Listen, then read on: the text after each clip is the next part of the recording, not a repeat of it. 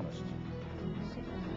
But first, the deaths of 2 children on opposite sides of the country, which highlight a clear and present danger that many Australian families are simply not aware of. Home building standards now insist on safety glass being used for fittings like windows and shower screens. But houses built before that standard applied often contain potentially lethal hazards. It's heart-wrenching. I have never liked leaving my children in daycare, and I've always dreaded the phone ringing at work to tell me that they were sick or had a temperature or whatever. Like thousands of parents, Shelley Watts and Ray Suttonberg put their faith in a regulated system. Their 2-year-old son Liam was in a local council-run family daycare program operating out of an accredited family home. And you want the best environment for your child with the best care and in the safest environment. And that's what we thought that we had with this particular situation. But on his 6th day in care at the home, tragedy struck. Liam fell off his chair and smashed through a glass window in the sunroom. He bled to death, his throat cut by a shard of glass. What answer have you been given from authorities? Well, we were told it was a tragically unique accident. And my answer to that was it was an accident waiting to happen.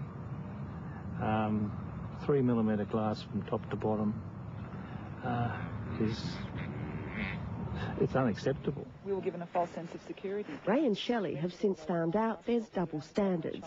It would never happen in a childcare centre because the use of toughened or safety glass is a prerequisite of licensing. The same safety rules do not apply to the family daycare scheme, run out of suburban homes and attended by 83,000 children nationwide. Why are children in a long daycare centre kept safe with safety glass and other safety issues, and children in family daycare homes are not kept safe? The carer here is too distressed to do an interview with us on camera, but she did say that she had no idea the glass in her home was unsafe and simply wishes somebody had warned her before this tragedy took place.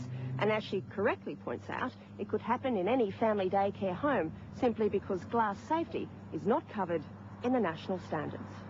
Is glass safety something that people have forgotten about? Or it wasn't an issue until this child died? I've been in family daycare for 21 years, and I've never been known of a situation that has occurred in this case. I thought I'd bring it in and have a talk. Jo Comans is the Executive Director of the Family Daycare Council. We've worked with them on regs in the various states as well as our national standards, and it hasn't arisen. This sort of glass sliding door is what a lot of homes have. Are they safe?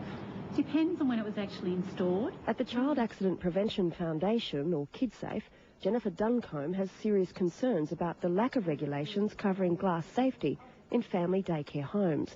After all, the use of safety or toughened glass is now part of the current building code for new homes. Since this tragic story, it's amazing how many people weren't aware that their own glass in their own homes was unsafe. So yes, it is surprising. How dangerous is glass? Glass is deadly. There's 2 types of glass. There's a glass called an anneal glass, which a lot of homes that were built in the mid-70s would have, and that sort of glass will actually splinter, not break into particles like the new toughened and laminated glass. And it's not just family daycare homes, it's every home, and many homeowners are in the dark. Last week, a 10-year-old Perth boy died when he fell through a glass shower screen. I believe that was just normal glass and it wasn't a safety glass. One of the things we find with working with KidSafe is the unfortunate circumstances that children have to get injured or die before they do something. But there is a cheap and effective solution. 3M offered to demonstrate how easily annealed glass will shatter into deadly shards. But for around $60 a square metre, a laminate like this safety film will toughen unsafe glass. The death of little Liam Suttonberg has already prompted the New South Wales Education Department to inquire about laminating glass in schools. And after our interview, the National Family Daycare Council announced they too will review glass safety. Yes, it's a tragic accident because we've lost our son. He's lost 80 years of his life. He was a beautiful, vivacious, articulate, verbal, loving little boy. And this accident should never have happened. No. Jane Hanson reporting there. And if you're in doubt about the type of glass installed in your home, just contact your local glazier. Moving on now to the magistrate sworn to uphold the law, caught out lying about her age. As a result,